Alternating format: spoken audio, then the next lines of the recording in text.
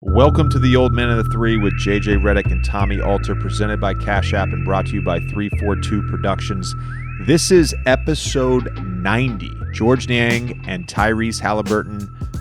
Tommy, we should mention George is the featured guest on the show, but for the flow of the show, we're going to have Tyrese on first.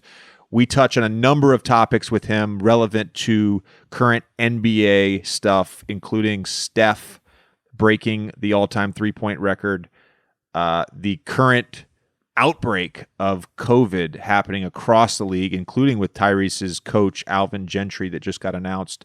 And we do, of course, a fun You've Got Mail mailbag segment with him. I do want to touch on George real quick, who also has entered health and safety protocols as of today. We spoke to him earlier. He's in good spirits, and he's hanging in there. This is a topic we'll discuss at length with Tyrese. And then we get to an awesome conversation with George, who's, look, if we're being honest, George is not one of the best players in the NBA.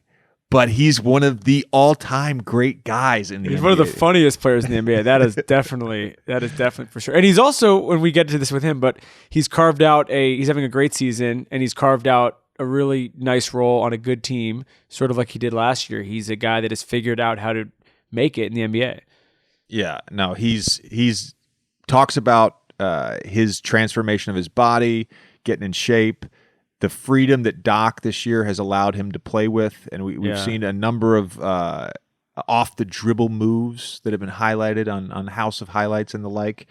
He's having a great season, and I think you guys will really enjoy this conversation. The other part about that conversation, we haven't talked about this yet, but he definitely speaks in the third person at least 3 or 4 times, yes, which just gives me a great glimpse into his sense of self-confidence. And he tells some insane Duncan Robinson stories. You've never heard stories like this about Duncan before. Yeah, George, they grew up together, so sometimes Duncan does stuff with George he doesn't do with anybody else. We've been touching on a number of topics around the NBA at the start of each episode. Thanks to our friends at FanDuel. There's some bets that you can make on these topics. You can go to sportsbook.fanduel.com. Terms and restrictions apply. You must be 21 or over. And of course, location restrictions will apply. It's got to be legal in your state. One of the things we wanted to talk about today, Tommy, is the Sixth Man of the Year. This is always historically a really fun award. Like Most Improved Player, I think there's a few ways to sort of interpret who the front runner should be and who should be the winner. And one of the things about Sixth Man that I can appreciate is, like, if you are on a good team and you're providing value, spark, winning basketball off the bench, to me, that should hold a bunch of weight when we talk about this award. So I was going to ask you, we're going to run through some of the front runners, but I was going to ask you before, can you be the Sixth Man of the Year on a non-playoff team? Like, at what point does the team success take over any sort of individual statistical success? I think it's really difficult, and we can probably look historically. I can't remember off the top of my head a ton of guys winning the award in the last 20 years, let's say, being on bad teams. Certainly a 7 seed, 8 seed, 6 seed, it's happened. You don't necessarily have to be on a top team, but I think there is an emphasis on winning basketball. Whereas I think with the Most Improved Player, that's a snapshot into individual growth, and certainly winning factors into all of that year to year, but that's more about the individual growth. And Sixth Man of the Year is more about value to a team. Because we've seen it happen before where a guy doesn't win who had better stats than another guy who was on a better team. That's obviously happened to me, and FanDuel obviously with the odds backs this up. To me, the front runner right now has to be Tyler Herro.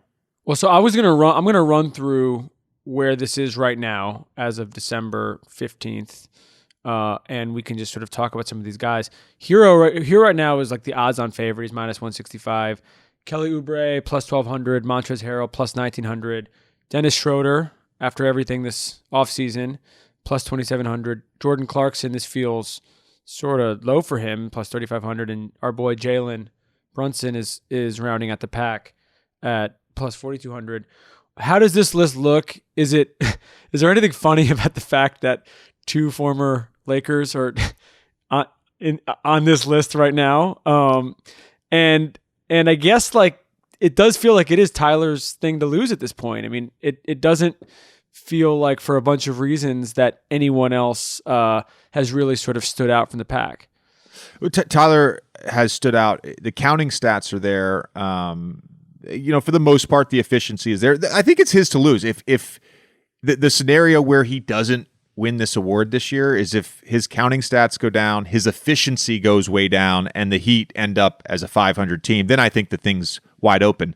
The one guy that's really interesting to me, and again, friend of the show, played with him last year, but Jalen Brunson at plus 4,200 seems like that's a good bet. And I'll tell you why. The Mavs have completely underachieved this year. There was a sense that they would probably leap into the top four in the West this year. They're right around 500, but Jalen's having a career year. He's as good as he's been. His shooting numbers are great. His points are good, assists, rebounds. He's having his best season as a pro. So I think if Dallas were to turn this thing around, and obviously he'd be a huge part of that, they need his scoring and his spark off the bench. He's a guy that could potentially be in that top spot when the voting happens at the end of the season. I have a weird technical question about this award you might not know the answer to, but what happens with any of these guys, say with the Heat or with Dallas, if they're struggling and they're like, we're starting Jalen now, or we're starting Tyler now, and all of a sudden, say January 10th, Tyler is now starting. Do you have to play a certain number of games off the bench to be eligible? There's for a percentage of your games played, the games that you play, and not necessarily the team plays, but the percentage of games that you play in. There's a cutoff for how many games you can start to be eligible for the award. Yeah, and I, off the top of my head, and I apologize, I do know quite a bit off the top of my head when it comes to the NBA. I do not know that percentage. That exact number. I apologize. Well, you should. I have one. Can I throw one ahead. Person who's not on this list who I think should be? Yeah. Who we're also biased towards, but I don't think we're crazy to be biased towards him. Is Caruso? Well, you actually didn't continue to scroll down the list because he's also at plus 4,200. Okay, he's at plus. So he's not on the top 6. Yeah. So I didn't go all the way down the list, but he's not. Okay, but here's the thing, like. And we spoke with him about this, and there's just a general sense that when it comes to these individual awards, at some point the counting stats do matter, and I don't think he'll ever have the counting stats. Like, there's no way to quantify the times that he dives on the floor for a loose ball or you can quantify the overall, that, I'm sure. The overall grittiness. The overall grittiness. There's not like a stat at the end of the game that says like WP in a box score, winning plays. But certainly, he should be acknowledged. Kelly Oubre's having a great season as well. Charlotte, another team that's been hit by COVID protocols, as we will talk about a bunch of these teams in a second.